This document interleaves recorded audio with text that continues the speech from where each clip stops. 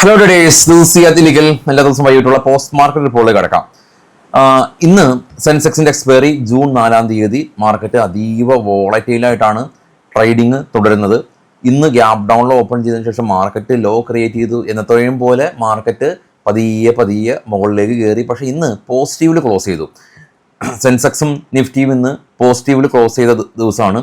തുടർച്ചയായ ബാങ്കിങ് സെക്ടറാണ് സെൻസെക്സിനെയും നിഫ്റ്റിനെയും മുന്നോട്ട് കൊണ്ടുപോകാനായിട്ട് ഹെൽപ്പ് ചെയ്തത്. ബാങ്ക് നിഫ്റ്റി അങ്ങനെ തുടർച്ചയായിട്ട് പോസിറ്റീവിലാണ്. ബാങ്ക് നിഫ്റ്റിയുടെ സ്പോട്ട് 54,308 എന്ന നിലയിലാണ്. കൂടാതെ ഇന്ന് പ്രധാനമായിട്ടും മിഡ് ക്യാപ്പ് സ്റ്റോക്കുകളും റാലി രേഖപ്പെടുത്തി. മിഡ് ക്യാപ്പിൻ്റെ സ്പോട്ട് 60,967 എന്ന നിലയിലാണ്. നിഫ്റ്റിയുടെ ചാർട്ട് ഒന്ന് കാണാം. വളരെ നല്ലൊരു പ്രൈസ് ആക്ഷൻ. ഗ്യാപ് ഡൗൺ ആയിരുന്നു ഉണ്ടായിരുന്നത്.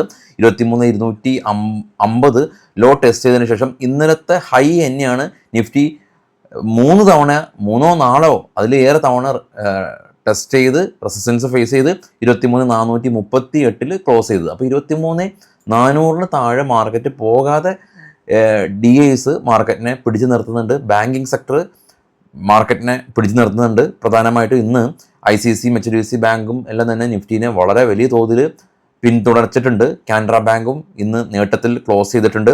മിഡ് ക്യാപ്പിൽ Voltas, CG power, GMR airport തുടങ്ങിയ കമ്പനീസ് ആണ് മിഡ് ക്യാപ്പിലെ താരങ്ങൾ. എന്നാൽ നിഫ്റ്റിയിൽ ഇന്ന് പ്രധാനമായിട്ടും പോസിറ്റീവിൽ ക്ലോസ് ചെയ്തത് ടൈറ്റാനാണ്. ടൈറ്റാൻ്റെ റവന്യൂ ഫോർകാസ്റ്റുകൾ ഉയർത്തിയിരുന്നു. എറ്റേണൽ 3% ഉയർന്നു. കോൾ ഇന്ത്യയും സിപ്ലയും അദാനി എൻ്റർപ്രൈസസും പ്രോഫിറ്റിൽ ക്ലോസ് ചെയ്തു. ഇന്ന് IT സെക്ടറിൽ ഇൻഫോസിസ് ചെറിയൊരു പ്രോഫിറ്റ് ബുക്കിംഗ് കണ്ടു. നമ്മൾ ഇന്നലെ പ്രീ മാർക്കറ്റിൽ നമ്മൾ ADR സ്റ്റോക്കുകളിൽ ഇൻഫോസിസും വിപ്രോയിലും അവരുടെ പെർഫോമൻസ് നമ്മൾ ഡിസ്കസ് ചെയ്ത കാര്യമാണ്.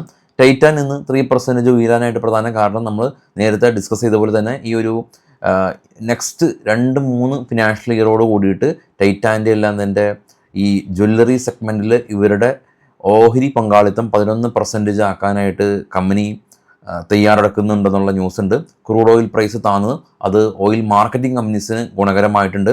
96 താഴെയാണ് ഇപ്പോൾ ക്രൂഡ് ഓയിൽ പ്രൈസ് ഉള്ളത്.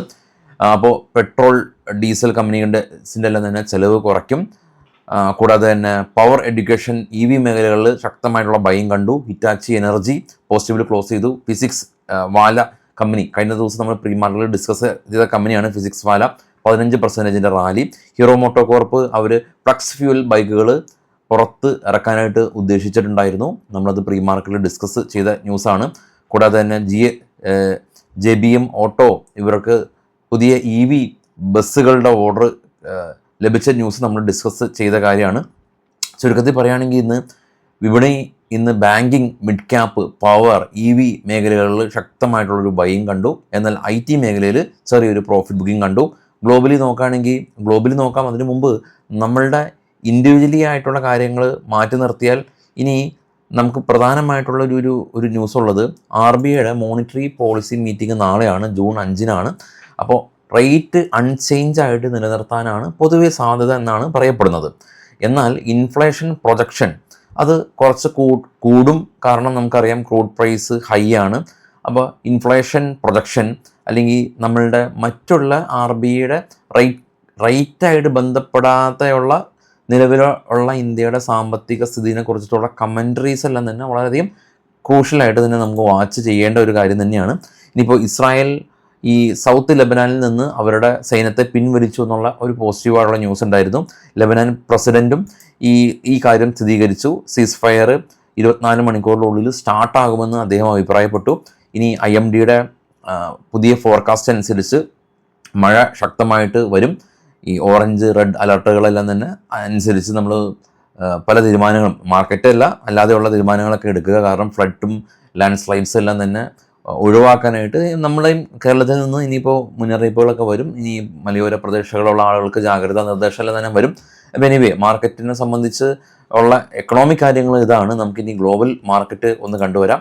ഗ്ലോബൽ മാർക്കറ്റിൽ ഏറ്റവും ടോപ്പിൽ നോക്കുകയാണെങ്കിൽ ഗോൾഡ് 1.5% ഉയർന്ന് 4,505 സിൽവർ 1.3% ഉയർന്ന് 74 ബിറ്റ്കോയിൻ 6% ഇടിഞ്ഞ് 62,000 ബ്രന്റ് ഓയിൽ 3% ഇടിഞ്ഞ് 94 നാച്ചുറൽ ഗ്യാസ് 3.2 നിലകൊള്ളുന്നു.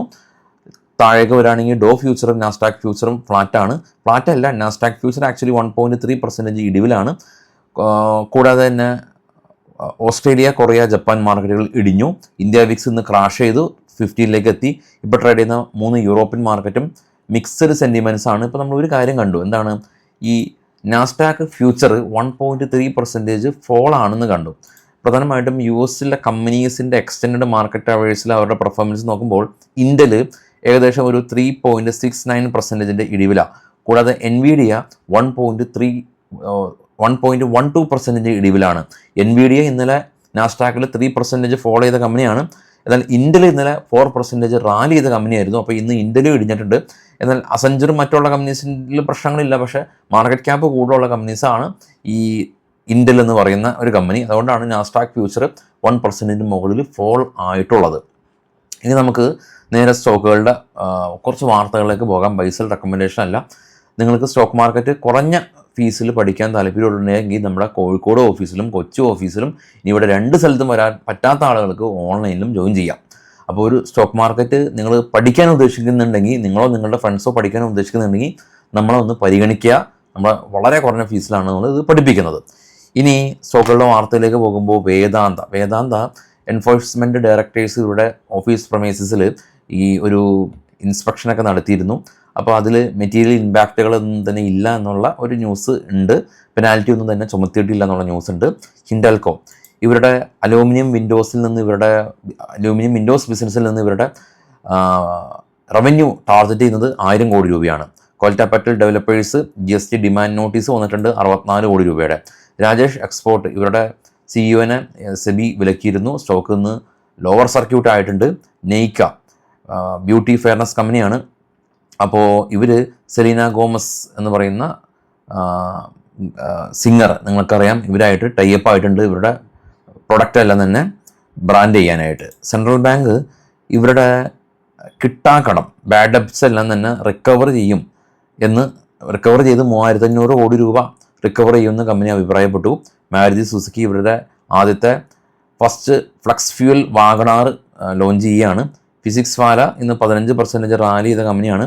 ഫോഴ്സായിട്ട് ഇവർ ഒരു പുതിയ ജോയിൻറ്റ് വെഞ്ചർ കോൺട്രാക്റ്റ് സൈൻ ചെയ്യുന്നുണ്ടായിരുന്നു എന്നുള്ള ന്യൂസ് നമ്മൾ ഓൾറെഡി ഡിസ്കസ് ചെയ്തതാണ്. BSE ഇന്ന് പോസിറ്റീവിൽ ക്ലോസ് ചെയ്തു. Government long time capital gain tax ഇക്വിറ്റിയിൽ മേലുള്ളത് റിവ്യൂ ചെയ്തേക്കാമെന്നുള്ള ന്യൂസ് ഉണ്ട്. ഏഞ്ചൽ വണ്ണിൻ്റെ ക്ലൈൻറ്റ് ബേസ് ഉയർന്നു എന്നുള്ള ന്യൂസ് ഉണ്ടായിരുന്നു. കോഫോർജ് ഇവരുടെ Q1 റിസൾട്ട് ജൂലൈ 1 ഇവർ പ്രഖ്യാപിക്കുമെന്നുള്ള ന്യൂസ് ഉണ്ടായിരുന്നു. അപ്പോൾ നമ്മളുടെ ഇൻഫീഡ് എല്ലാം തന്നെ Q1 റിസൾട്ട് നമുക്കൊന്ന് നോക്കാം. Q1 റിസൾട്ട് എന്നാണെന്ന് നോക്കാം. ഡേറ്റുകളെല്ലാം തന്നെ വളരെ അടുത്ത് തന്നെ, അതായത് ഈ ഒരു ഫിനാൻഷ്യൽ ഇയറിൽ ഫസ്റ്റ് Q1 റിസൾട്ട് ഡേറ്റ് അടുത്തെന്ന് തോന്നുന്നു. അതെ, ജൂലൈ 23 Q1 റിസൾട്ട് ഉള്ളത്. ജൂലൈ മീൻസ് നെക്സ്റ്റ് മന്ത് മിഡോട് കൂടിയിട്ട് ഇൻഫോസിസിൻ്റെ റിസൾട്ട് വരും. ഏറ്റവും ആദ്യം IT കമ്പനീസിൻ്റെ റിസൾട്ട് ആണല്ലോ വരുന്നത്. TCSും അതേ ഡേറ്റിലായിരിക്കണം. TCSൻ്റെ റിസൾട്ട് ജൂലൈ 10 വരും.